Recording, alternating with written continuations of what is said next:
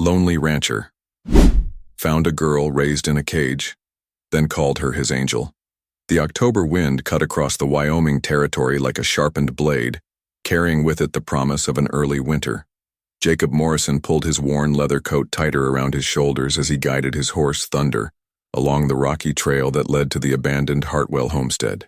The sun hung low in the pewter sky, casting long shadows across the golden prairie grass that swayed endlessly in the bitter breeze. At 42, Jacob had the weathered face of a man who'd seen too much sorrow and the calloused hands of someone who'd worked through it all. His dark brown hair, streaked with premature gray, fell just past his collar, and his blue eyes held a depth that spoke of loss. 3 years had passed since the fever took his wife Emma and their infant son Thomas, leaving him alone on the 1,000-acre ranch that once echoed with laughter and love. The Hartwell place had been empty for near 2 years now, ever since old Henrik and his strange sons had vanished without a trace. Folks in Clearwater Falls whispered about the family, how they kept to themselves, how Henrik's boys had a wild look in their eyes, and how no one ever saw hide nor hair of Henrik's daughter after she turned 16. Most assumed she'd run off or died, but Jacob had always wondered what really happened to that girl. Thunder's ears pricked forward, and the stallion snorted nervously as they approached the dilapidated wooden fence that marked the Hartwell property. Jacob had been tracking 3 of his missing cattle for the better part of the afternoon, following their hoofprints through the scrub brush and rocky terrain. The tracks led directly toward the abandoned homestead, which struck him as peculiar since cattle typically avoided places that held the scent of predators or death. "Easy, boy," Jacob murmured, patting Thunder's neck as the horse danced sideways. Something had the animal spooked, and Jacob had learned long ago to trust his horse's instincts. Thunder had saved his life more than once by sensing danger before Jacob's human senses could detect it. The Hartwell house stood like a monument to neglect against the darkening sky. Its once white clapboard siding had weathered to a sickly gray, and several shutters hung askew on rusted hinges. The front porch sagged under the weight of accumulated debris, and weeds had grown tall enough to nearly obscure the front steps. But it was the barn that drew Jacob's attention, a sturdy structure that seemed to be in better condition than the house, with fresh boards nailed over several windows. As Jacob dismounted and tied Thunder to a fence post, a sound carried on the wind that made his blood run cold. It was faint, almost like the mewling of a wounded animal, but there was something distinctly human about it. The sound came again, a soft whimpering that seemed to emanate from the direction of the barn. Jacob's hand instinctively moved to the Colt .45 holstered at his hip. He'd fought in the war between the states and had faced down rustlers, wolves, and worse in his years on the frontier. But something about this place filled him with an unease he couldn't shake. The whimpering sound came again, more distinct this time, and Jacob felt his heart begin to race. Moving cautiously toward the barn, Jacob noticed that the main doors were secured with a heavy chain and padlock, unusual for an abandoned property. The whimpering grew louder as he approached, and now he could hear what sounded like scratching, as if someone or something was clawing at wood. The sounds were coming from inside the barn. "Hello?" Jacob called out, his voice cutting through the evening air. "Anyone there?" The sound stopped immediately, replaced by a silence so complete it seemed to press against his eardrums.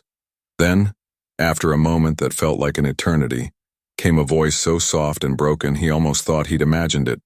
"Please, please don't hurt me." Jacob's chest tightened. It was a woman's voice, young and filled with such terror that it made his hands shake. "I'm not going to hurt you," he called back, moving closer to the barn doors. "My name is Jacob Morrison. I'm here to help."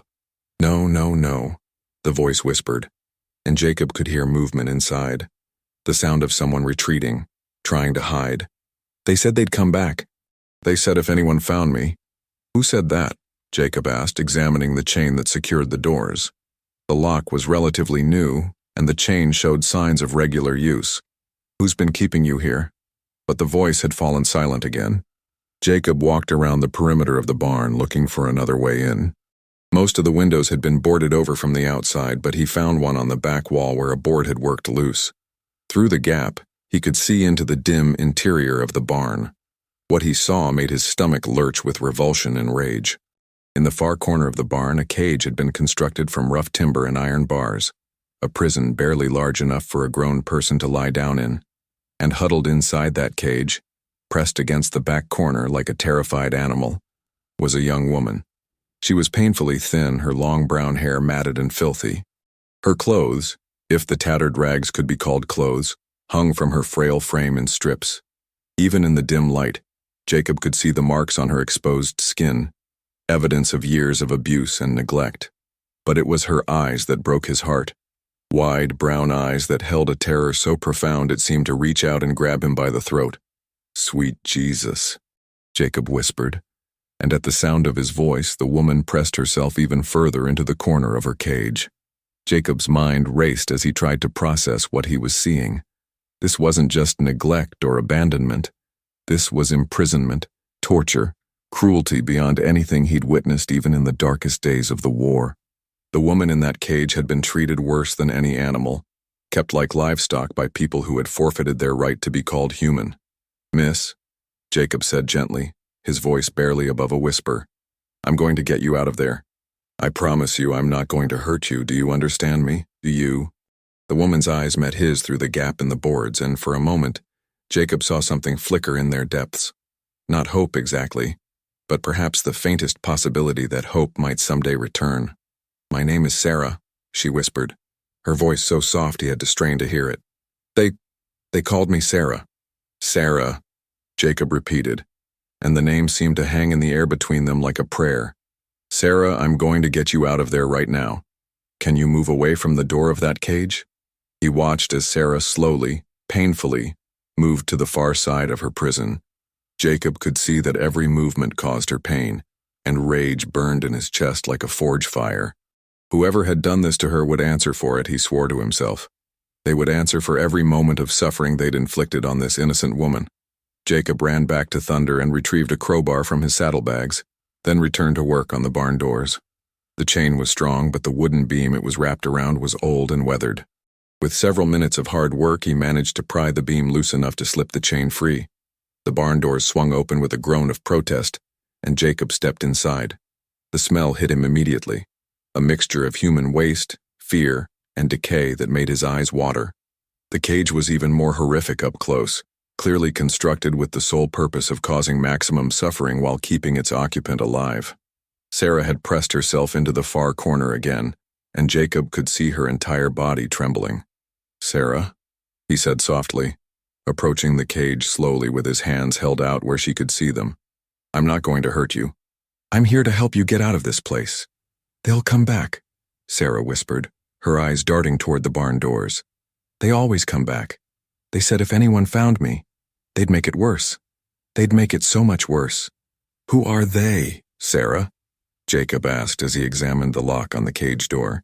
It was similar to the one that had secured the barn, new and solid, but Jacob had the tools to deal with it.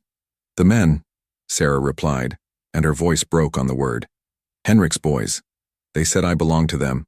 They said I'd never leave this place alive." Jacob felt his jaw clench as he worked the crowbar against the lock. Well, they were wrong about that. "You're leaving here tonight and you're never coming back." The lock gave way with a sharp crack and the cage door swung open. Sarah stared at the opening as if she couldn't quite believe it was real, as if she expected it to slam shut again at any moment. "It's okay," Jacob said, extending his hand toward her. "You can come out now. You're safe." Sarah looked at his outstretched hand for a long moment, then slowly, carefully began to crawl toward the opening. When she reached the threshold of the cage, she stopped and looked up at Jacob with those haunted brown eyes. "Are you real?" she whispered. "I'm real," Jacob replied, his voice thick with emotion. "And so is your freedom. Come on, Sarah. Let's get you out of here." With infinite care, Jacob helped Sarah emerge from the cage that had been her prison. She was even more fragile than she'd appeared from a distance, and when she tried to stand, her legs gave out immediately. Jacob caught her before she could fall, and as he lifted her into his arms, he was shocked by how little she weighed. "I've got you," he murmured as he carried her toward the barn doors. "You're safe now. I promise you, you're safe." As they stepped out into the evening air, Sarah lifted her face toward the sky and drew in a deep, shuddering breath. It was, Jacob realized, probably the first time she'd breathed fresh air in years. "The stars," she whispered, staring up at the first few points of light beginning to appear in the darkening sky. "I'd forgotten how beautiful they were." Jacob looked down at the broken woman in his arms, and in that moment, he made a vow that would change both their lives forever. Sarah had been through hell, but he would make sure she never went back. Whatever it took, however long it took, he would help her heal. As he settled Sarah onto Thunder's back and swung up behind her, Jacob took one last look at the Hartwell homestead. Somewhere out there were the men who had done this terrible thing, and Jacob knew they would eventually come looking for their victim. When they did, they would find that Sarah Morrison, for that's what she would be called from now on, was under the protection of a man who had nothing left to lose and everything to fight for. The wind picked up as they rode away from that place of horrors, carrying with it the promise of snow. But for the first time in 3 years, Jacob Morrison wasn't riding home alone, and the woman in his arms was no longer a prisoner. They were both, in their own way, finally free. The ride back to Jacob's ranch took nearly an hour through the moonlit darkness, and with each mile, he felt Sarah's body grow heavier against his chest as exhaustion finally claimed her. She had fallen into a restless sleep, her breathing shallow and irregular, occasionally punctuated by small whimpers that made Jacob's heart ache. He kept one arm securely around her waist while guiding Thunder with the other, speaking softly to both his horse and the broken woman he carried. "Easy now, Thunder," he murmured as they approached the ranch house. "We've got precious cargo tonight." The Morrison ranch sat in a valley surrounded by rolling hills, protected from the worst of the Wyoming winds by a natural windbreak of cottonwood trees. The house itself was modest but well built, 2 stories of sturdy timber with a wraparound porch and stone chimney. Jacob had built it with his own hands during the early years of his marriage, every board and nail placed with love and hope for the future he and Emma would share. As Thunder's hooves clattered across the wooden bridge that spanned the creek running through the property, Sarah stirred in Jacob's arms. Her eyes fluttered open, and for a moment, she looked around in confusion before the terror returned. "Where are we?" she whispered, her body tensing as if preparing to flee. "My ranch," Jacob said gently. "The Morrison place. You're going to stay here while you get better." Sarah's eyes darted around, taking in the house, the barn, the corrals filled with horses. "It's so big," she breathed. "And clean." Jacob felt his throat tighten at her words. What kind of life had she lived that a simple ranch house seemed like a palace to her? "It's going to be your home now, Sarah. For as long as you need it to be." When Thunder came to a stop in front of the house, Jacob dismounted carefully, then reached up to help Sarah down. Her legs were still unsteady, and she leaned heavily against him as they climbed the front steps. The wooden porch creaked under their weight, and Sarah jumped at the sound. "It's just the old board settling," Jacob explained, fishing his keys from his pocket. "The house is old, but it's solid, built to last." The front door opened into a large living room dominated by a stone fireplace. Jacob had let the fire die down to embers before leaving that morning, but the room still held enough warmth to chase away the October chill. Sarah stood in the doorway, staring at the comfortable furniture, the braided rugs, the photographs on the mantel. "I can't," she whispered, shaking her head. "I can't be here. I'll ruin everything. I'm dirty. I'm not supposed to be in places like this." Jacob turned to face her, his heart breaking at the defeat in her voice. "Sarah, look at me." When she raised her eyes to his, he continued, "You belong here. You belong anywhere you want to be. Those men who hurt you, they lied to you about everything. Do you understand?" Sarah's eyes filled with tears, but she nodded slightly. Jacob led her to the couch, helping her sit down on the soft cushions. She perched on the very edge as if afraid to get too comfortable. "I'm going to get you some food and water," Jacob said. "Then we'll get you cleaned up and into some proper clothes. Does that sound all right?" "I don't remember the last time I had real food," Sarah admitted, her voice barely above a whisper. "Sometimes they would throw scraps, but mostly it was just water and stale bread." Jacob's hands clenched into fists at his sides, but he kept his voice gentle. "Well, we're going to change that starting right now." In the kitchen, Jacob quickly prepared a simple meal: beef broth, soft bread, and warm milk. He knew Sarah's stomach wouldn't be able to handle much after years of near starvation, but he wanted to give her something nourishing. While the broth heated on the stove, he went upstairs to Emma's old room and gathered some of his wife's clothes that might fit Sarah's smaller frame. When he returned to the living room, Sarah was exactly where he'd left her, sitting rigid on the edge of the couch. She looked up at him with those haunted eyes, and Jacob could see the fear that still lived there. "Here," he said, setting the tray of food on the coffee table in front of her. "Take your time. Don't eat too fast." Sarah stared at the bowl of broth as if it might be a mirage. "Is it really for me?" "Every drop," Jacob confirmed, settling into the chair across from her. "And there's plenty more where that came from." With trembling hands, Sarah lifted the spoon and took a small sip of the broth. Her eyes closed, and a single tear rolled down her cheek. "It's warm," she whispered. "It's actually warm." Jacob watched as she ate slowly and carefully, savoring each spoonful as if it were the finest feast.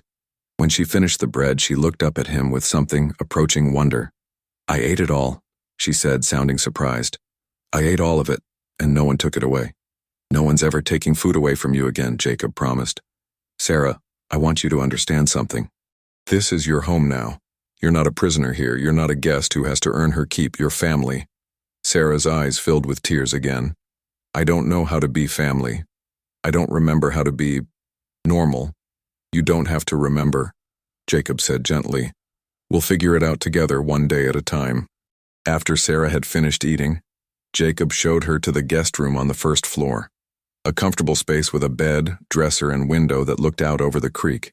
He'd chosen this room because it was on the ground floor, thinking she might feel trapped if she were upstairs. "I brought you some clothes," he said, setting Emma's dresses on the bed. "They might be a little big, but they're clean and warm. There's a wash basin and pitcher on the dresser and towels in the drawer." Sarah touched one of the dresses with reverent fingers. "They're so beautiful," she breathed. "Are you sure it's all right?" "They belong to my wife," Jacob said quietly. "She died 3 years ago, but she would have wanted you to have them. Emma always said clothes were meant to be worn, not stored away." "What was she like?" Sarah asked, looking up at him with genuine curiosity. Jacob smiled for the first time since finding her. "She was kind, like you. She saw the good in everyone, even when they couldn't see it themselves. She would have loved you, Sarah. She would have wanted to help you just like I do. I wish I could have met her," Sarah said softly. "She would have fought those men tooth and nail if she'd known what they were doing to you," Jacob said, and there was steel in his voice. Emma didn't tolerate cruelty in any form. Jacob left Sarah alone to wash and change, but he remained close by in case she needed anything. He busied himself in the kitchen, preparing a proper breakfast for the morning and thinking about what needed to be done. Sarah would need medical attention, though he suspected she'd be terrified of strangers. She'd need time to adjust, to learn that the world wasn't entirely made up of monsters. And somewhere out there, the men who had imprisoned her were still free. About an hour later, Sarah emerged from the guest room wearing one of Emma's blue calico dresses. She'd managed to wash most of the dirt from her face and hands, and she'd combed her hair back, though it was still tangled and would need proper care. The dress hung loose on her thin frame, but the color brought out her eyes and gave her some color in her cheeks. "You look beautiful," Jacob said, and meant it. Even after everything she'd endured, there was something luminous about Sarah, a strength that hadn't been broken despite years of trying. "I feel different," Sarah said, smoothing the skirt of the dress, "like I'm pretending to be someone else." "You're not pretending," Jacob assured her. "This is who you really are, Sarah. This is who you were always meant to be." They sat together in the living room as the fire crackled in the hearth. Sarah curled up on the couch, pulling a quilt around her shoulders, and for the first time since Jacob had found her, she seemed to relax slightly. "Jacob," she said quietly, "what happens now? What if they come looking for me?" Jacob's jaw tightened. "If they come, they'll have to go through me. And I promise you, Sarah, they won't find that easy to do. But what if—" "No," Jacob interrupted gently but firmly. "No what-ifs. You're safe here, and you're going to stay safe. I give you my word on that." Sarah nodded, though Jacob could see the worry still lingering in her eyes. "I keep thinking I'm going to wake up back in that cage," she admitted. "I keep thinking this is all a dream." "It's not a dream," Jacob said. "You're free, Sarah. You're free, and you're never going back to that place." As the evening wore on, Jacob could see exhaustion pulling at Sarah's features. She'd been through more in one day than most people experienced in a lifetime, and her body was telling her it was time to rest. "I should go to bed," she said, but she made no move to get up from the couch. "Are you afraid?" Jacob asked gently. Sarah nodded. What if I have nightmares? What if I scream and wake you up? Then I'll come and sit with you until the nightmares go away, Jacob said simply. Sarah, you don't have to be strong all the time. You don't have to pretend you're not afraid. After what you've been through, it would be strange if you weren't scared. I used to tell myself stories, Sarah said quietly. In the cage, when it got really bad, I would close my eyes and tell myself stories about what life might be like if I ever got out. I imagined having a real bed and warm food and someone who cared if I lived or died. And now you have all of those things, Jacob pointed out. It's almost too good to be true, Sarah whispered. I'm afraid to believe it's real.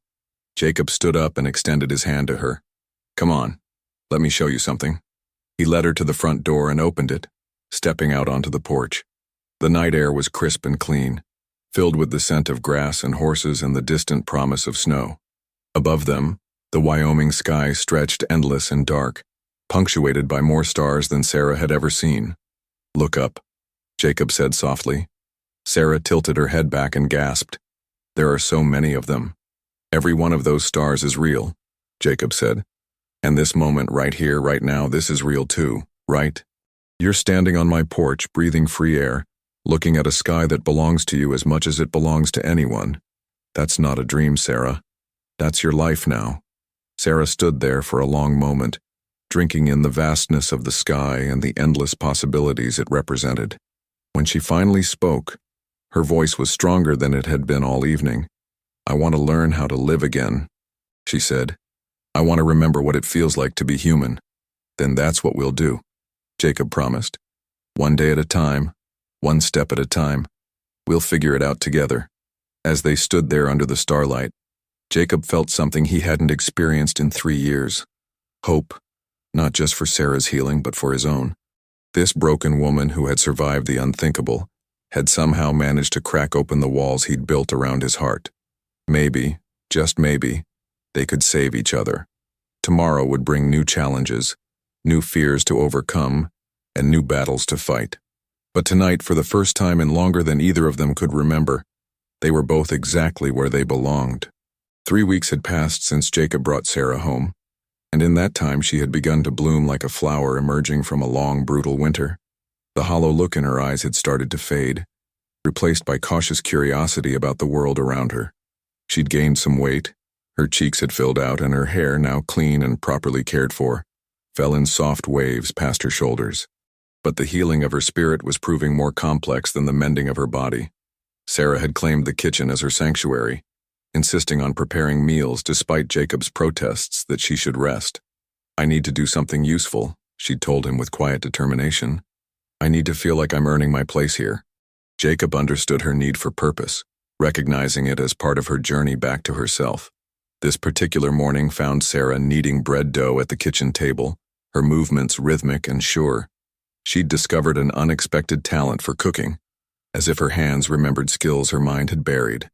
The warm scent of cinnamon and yeast filled the air, mixing with the aroma of coffee that Jacob had started brewing at dawn. Morning, Sarah, Jacob said as he entered the kitchen from the back door, his boots leaving traces of frost on the floor. How'd you sleep? Better, she replied, not looking up from her work. Only one nightmare this time. Jacob poured himself a cup of coffee and leaned against the counter, studying her profile. Sarah had developed a habit of understating her struggles, as if admitting to pain might somehow burden him. He'd learned to read the signs. The slight tremor in her hands when she was particularly anxious, the way she positioned herself near exits, the careful way she spoke about her past. The dreams will get better, he assured her. Takes time for the mind to accept that the danger's really over. Sarah's hands stilled for a moment. What if it's not over, Jacob? What if they're still out there, looking for me? It was a conversation they'd had several times, and Jacob's answer was always the same. Then they'll have to get through me first. And I don't intend to make that easy for them. The truth was, Jacob had been keeping watch. Every night he walked the perimeter of his property, checking for signs of intrusion. He'd also quietly reached out to friends in town, asking them to keep their ears open for any word about the Hartwell boys. So far there had been nothing but silence, but Jacob wasn't fool enough to believe that meant they were safe. A knock at the front door interrupted his thoughts, and Jacob felt Sarah freeze beside him. Visitors were rare at the Morrison Ranch, and unexpected ones were even rarer. Sarah's face had gone pale, and she'd stepped closer to the back door, ready to run if necessary. "Stay here," Jacob murmured, his hand moving instinctively to his sidearm. It's probably just Tom Brennan from the neighboring ranch. But when Jacob opened the front door, it wasn't Tom Brennan standing on his porch. It was Sheriff Coleman from Clearwater Falls, a man Jacob had known for 15 years, accompanied by a stranger wearing a long black coat and a badge that caught the morning sunlight. "Morning, Jacob," Sheriff Coleman said, tipping his hat. "Sorry to bother you so early, but I need to ask you a few questions. This here's Marshal Davies from Cheyenne." Jacob's grip tightened on the doorframe. "Questions about what, Sheriff?" "About the Hartwell place," Marshal Davies said, stepping forward. He was a tall, lean man with sharp eyes and a voice that carried authority. "We've had reports of disturbances out there. Neighbors saying they've seen lights, heard sounds. You been out that way recently?" "I have," Jacob said carefully. "Been tracking some missing cattle. Found them grazing near the old homestead. See anything unusual while you were there?" The marshal pressed. Jacob's mind raced. He could tell them about Sarah, about what he'd found in that barn, but something held him back. Maybe it was the way Marshal Davies's eyes seemed to catalog every detail of the ranch.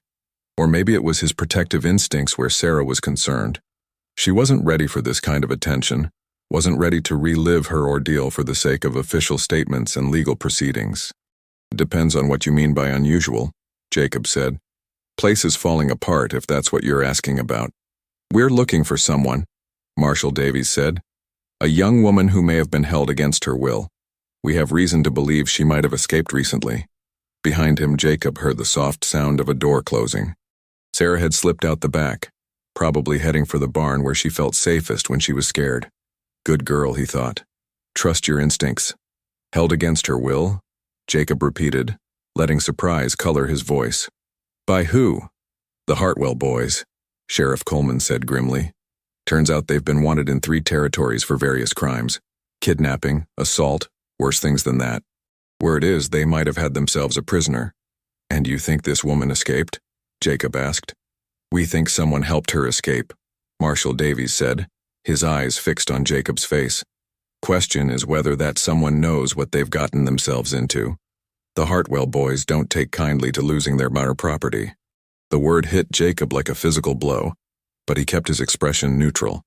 "If I see or hear anything unusual, I'll be sure to let you know." "We'd appreciate that," Marshal Davies said. "And Jacob, if you do come across this woman, you need to understand something. She's been through hell.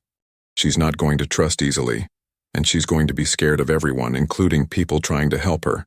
But she needs medical attention, and she needs protection. The Hartwell boys are dangerous men, and they will come looking for her."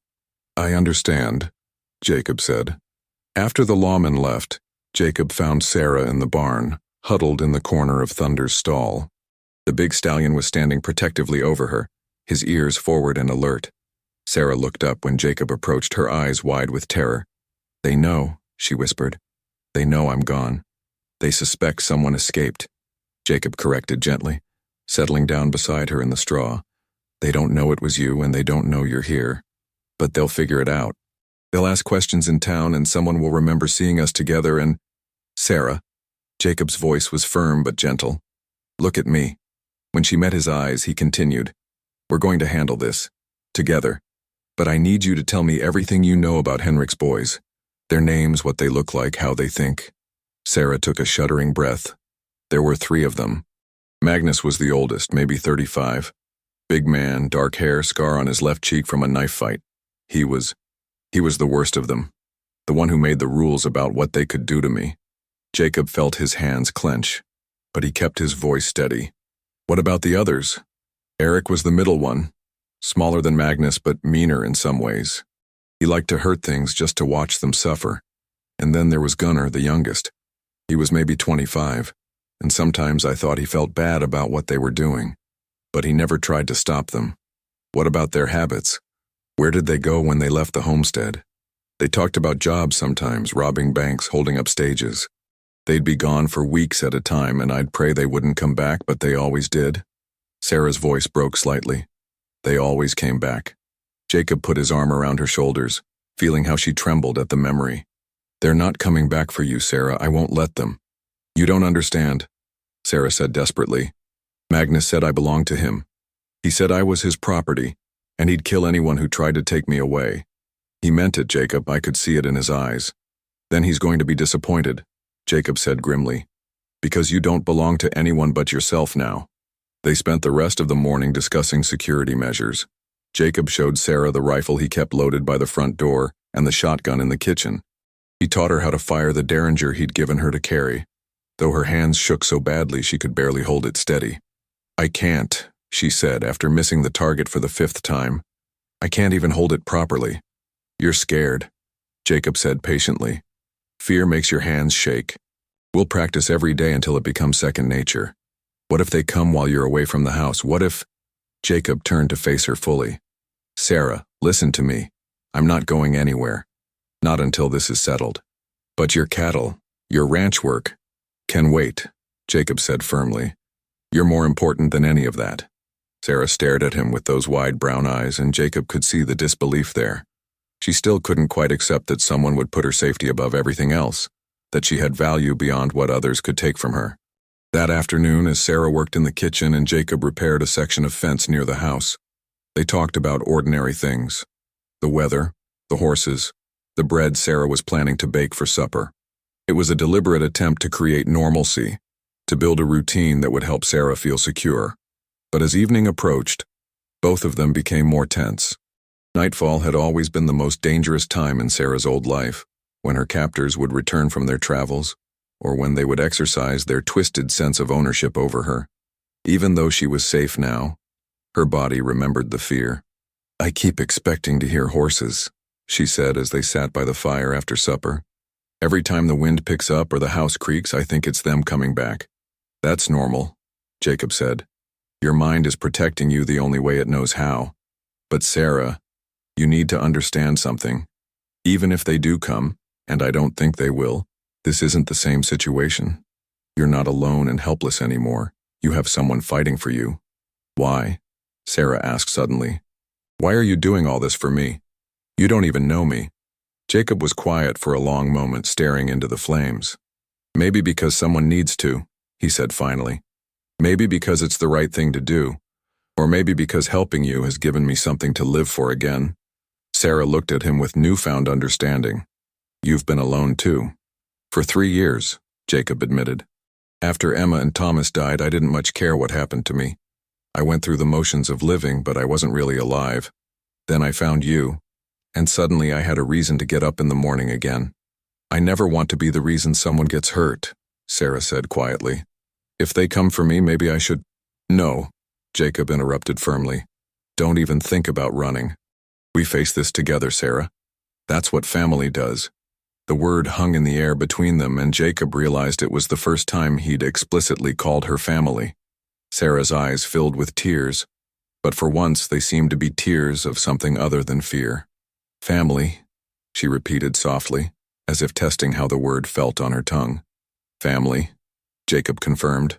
And families protect each other. Later that night, as Jacob made his usual rounds of the property, he found himself thinking about the conversation with Marshal Davies. The lawman had been right about one thing. Sarah needed protection, but she also needed time to heal. Time to discover who she was beyond the broken girl who'd been kept in a cage.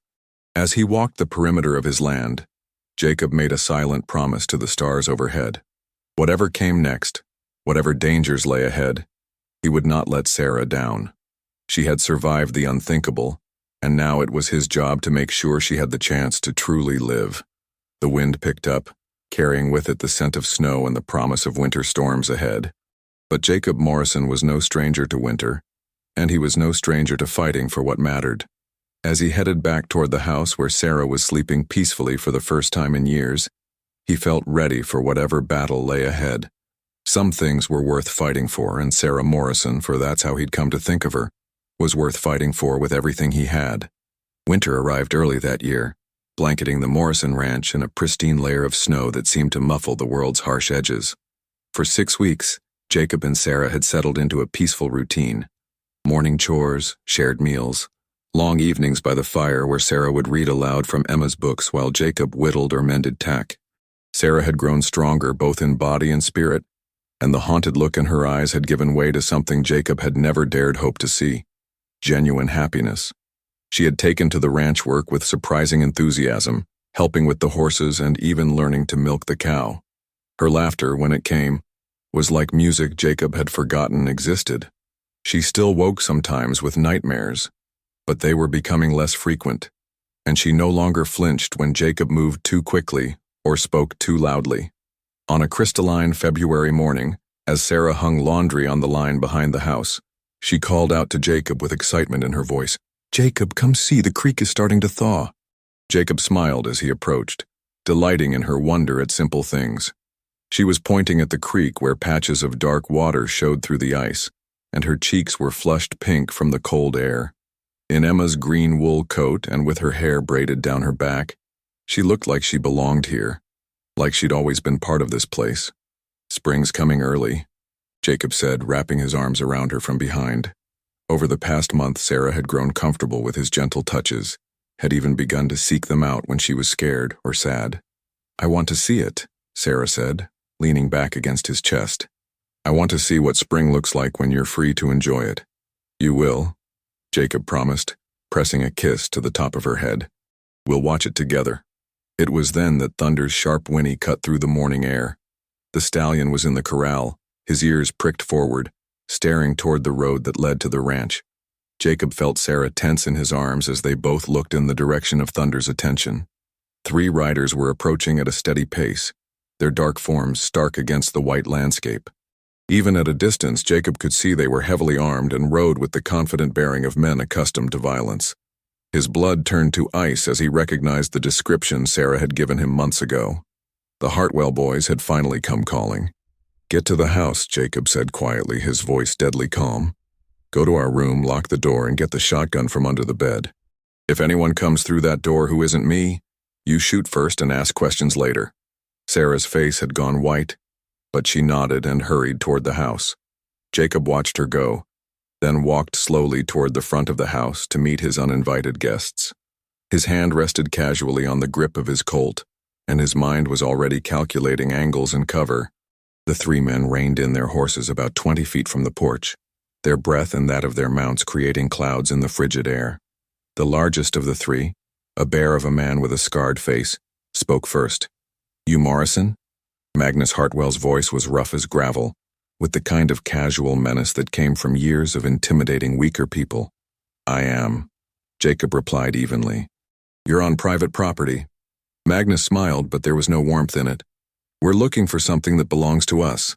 A girl, about 20, brown hair, probably half dead from fear by now. You seen anyone like that?" "Can't say I have," Jacob said. "But then I don't make it my business to keep track of other people's property." Eric Hartwell, the meanest looking of the 3, spat into the snow. "Don't play games with us, old man. We tracked her here. Know she's inside that house right now, probably shaking like a leaf." "Only woman in my house is my wife," Jacob said calmly. "And she's not afraid of anything, least of all the likes of you." "Wife?" Gunnar, the youngest, looked confused. "But she's—" "Shut up." Magnus snapped at his brother, then turned back to Jacob. "Here's how this is going to work. You're going to bring our property out here, and we're going to take her home. Do that, and nobody has to get hurt." Jacob's laugh was cold as the winter wind. "Here's how it's actually going to work. You're going to turn those horses around and ride off my land. Do that and I won't have to kill all 3 of you." The brothers exchanged glances and Jacob could see them reassessing the situation. They'd expected to find a cowering victim and perhaps a reluctant protector. Instead, they'd found a man who looked like he'd welcome the chance to put them in the ground. "You don't understand," Magnus said, his voice taking on a harder edge.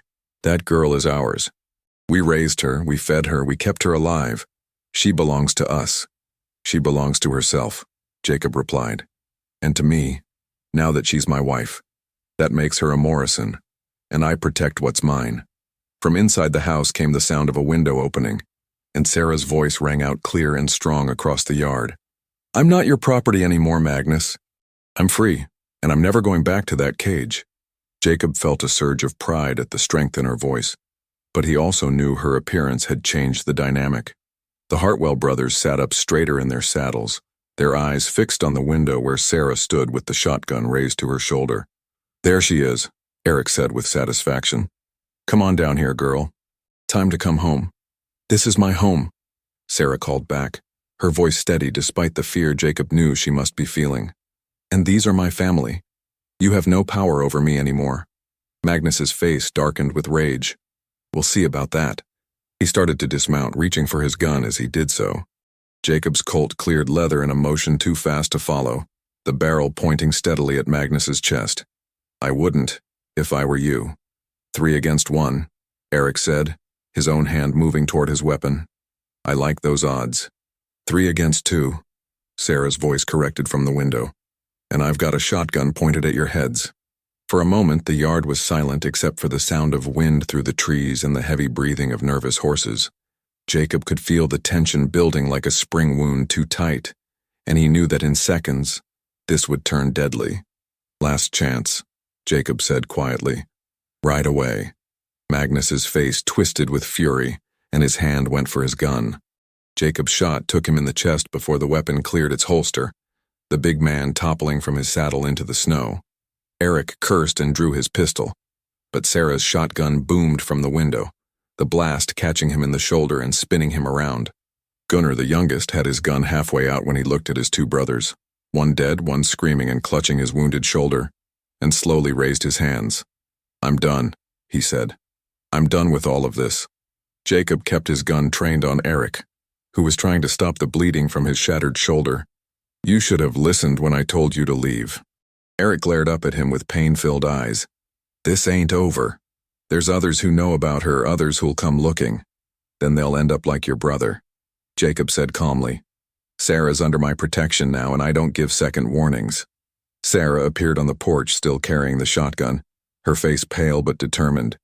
"It is over," she said, looking down at the wounded man. "I'm not that frightened girl in the cage anymore. I'm Sarah Morrison, and I have people who love me, people who'll fight for me. You can't take that away." Gunnar looked up at her with something like wonder. "You really did it," he said quietly. "You really got free." "We all have choices, Gunnar," Sarah said gently. "Even you. You can choose to be different than your brothers." Jacob kept Eric covered while Sarah went back inside to get rope. Together, they tied up the wounded man and loaded him onto his horse. Gunnar helped without being asked, his face thoughtful. "What am I supposed to do now?" Gunnar asked as they prepared to send him and his wounded brother away. "Magnus is dead, Eric's shot up, and I got nothing." "You could try being decent," Jacob suggested. "It's harder than being cruel, but it's more rewarding in the long run."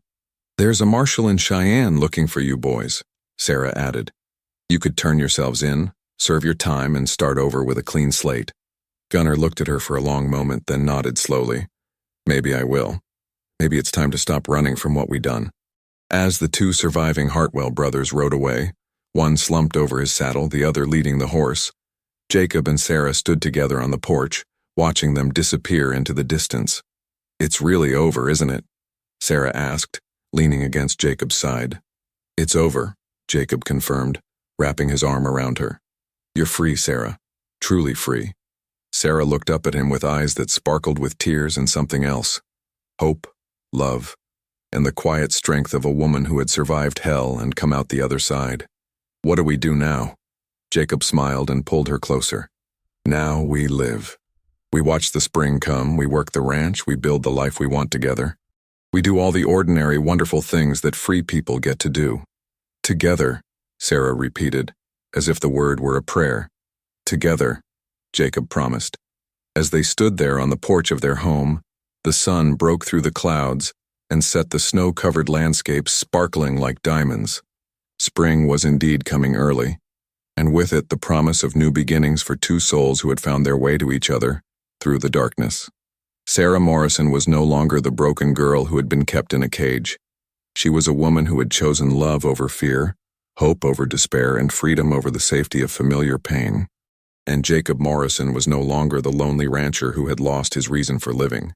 He was a man who had found his purpose in protecting and loving the angel who had transformed his world. In the distance, thunder whinnied softly, as if welcoming the spring, and in the Morrison ranch house, Two hearts that had been broken by life began to heal, strengthened by the knowledge that some bonds are forged not in easy times, but in the crucible of shared struggle and mutual devotion. The story of Sarah and Jacob Morrison had only just begun. What did you think of Sarah and Jacob's incredible journey from darkness to light? This story of survival, healing, and unexpected love shows us that even in our darkest moments, hope can still find a way to shine through. Share your thoughts in the comments below. Which moment touched your heart the most? Did Sarah's courage inspire you, or was it Jacob's unwavering protection that moved you? Don't forget to hit that like button if this story resonated with you, and subscribe to our channel for more powerful tales of the human spirit. Your support helps us bring these meaningful stories to life, and we'd love to hear what kind of stories you'd like to see next. Until then, remember that everyone deserves to be free. Everyone deserves to be loved, and sometimes the most beautiful chapters of our lives begin when we least expect them.